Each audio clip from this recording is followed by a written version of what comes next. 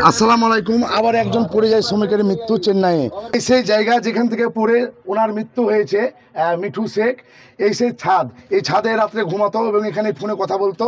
তো দেখাই জায়গাটা আপনাদেরকে, দেখছেন এই তিনতলা থেকে পড়ে এই নিচে পড়ে ওনার দুর্ঘটনা ঘটে এবং স্পট ডেট হয়। তা আমি জানবো তাদের কাছে কিভাবে মৃত্যুটা হলো বা কিভাবে ঘটনাটা ঘটলো।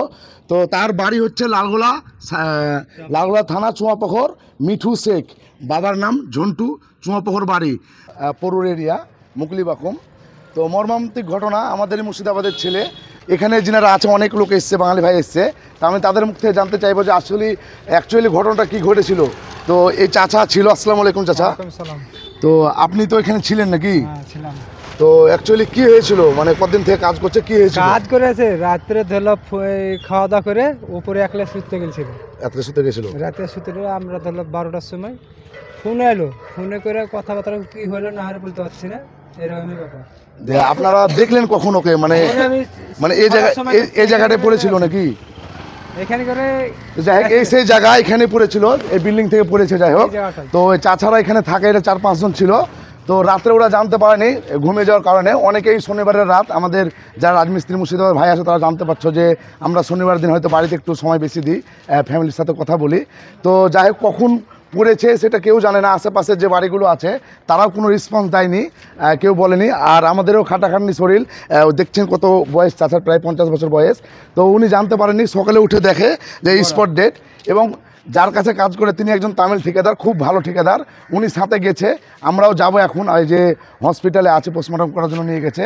তা আমরা সেখানে যাব, তার আগে জেনে নেব তারা কতদিন থেকে কাজ করছে, তারা ক ভাই, কি করে। তো তারা ক ভাই? ওরা আছে 5 ভাই। 5 ভাই?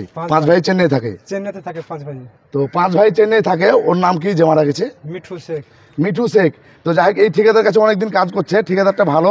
যাই হোক, কপালের দোষ হোক, যাই হোক, একটা ঘটনা ঘটেছে। তো আপনারা এটা খারাপ মনে করবেন না। প্রত্যেক ভাইকে বলবো যে যারা রাজমিস্ত্রি প্রবাসে আছো, বিশেষ করে একটু সতর্কভাবে থাকবে। কারণ হচ্ছে কি, বিল্ডিংয়ে কাজ করার সময় আমাদের অনেক ঘটনা ঘটতে পারে। যেমন আজকে ঘটনা ঘটেছে, দেখছেন 3তলা বিল্ডিং, এখান থেকে পড়ে ডাইরেক্ট স্পট ডেট মারা গেছে। তো সবাই দোয়া করবেন যাতে আমরা ভালোভাবে সেই ছেলেটাকে বাড়ি নিয়ে আসতে পারি।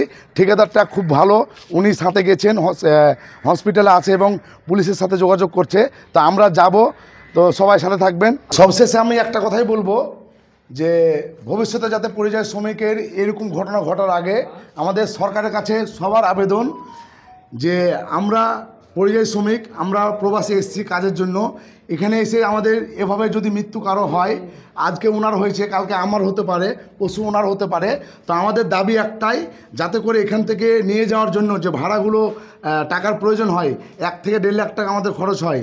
তো আমাদের পশ্চিমবঙ্গের সরকার কাছে করাভাবে আবেদন যাতে এই খরচাটা অন্তপক্ষে আমাদের প্রবাসী যে পরিযায়ী শ্রমিক আছে তাদেরকে দেওয়া হয়, এটা আমাদের করাভাবে আবেদন। আর একটা করে কার্ড দেওয়া হয়। পরিযায়ী শ্রমিক যারা আমরা প্রবাসে আছি, আমাদের এরকম দুর্ঘটনা ঘটলে নিয়ে যাওয়ার জন্য যে খরচাটা, যে পয়সাটা লাগে, সেটা অনেক সময় আমাদের যে কোম্পানি থাকে, যে ঠিকাদার থাকে, যে মালিক থাকে, দিতে চায় না। তো আমাদের কড়াভাবে আবেদন সরকারের কাছে যাতে আমাদের এই কথাটা একটু নজর আন্দাজ করে দেখে এবং নিয়ে যাওয়ার যে খরচাপাতিগুলো সেগুলো তো সরকার থেকে বহন করা হয়। তো আমাদের সবার দাবি কি বলতে, তোমরা কি বলতে চাইছো? আমরা এটাই চাইছি, আপনি যেটা বললেন আমরা সেটাই চাইছি, যেন সরকারের নজরে পড়ে, সরকার যেন এটা বহন করে, মানে একটু দেখে। তো শুনলেন, যাই হোক, যে প্রত্যেকের আমাদের দাবি, আজকে ওনার হয়েছে, কালকে আমারও হতে পারে। তো সবাই ভিডিওটা শেয়ার করবেন যাতে করে আমাদের সরকারের কাছে কথাগুলো পৌঁছায় এবং পরিযায়ী শ্রমিক ভাইদের কিছুটা হলেও হেল্প হয়। আসসালামু আলাইকুম।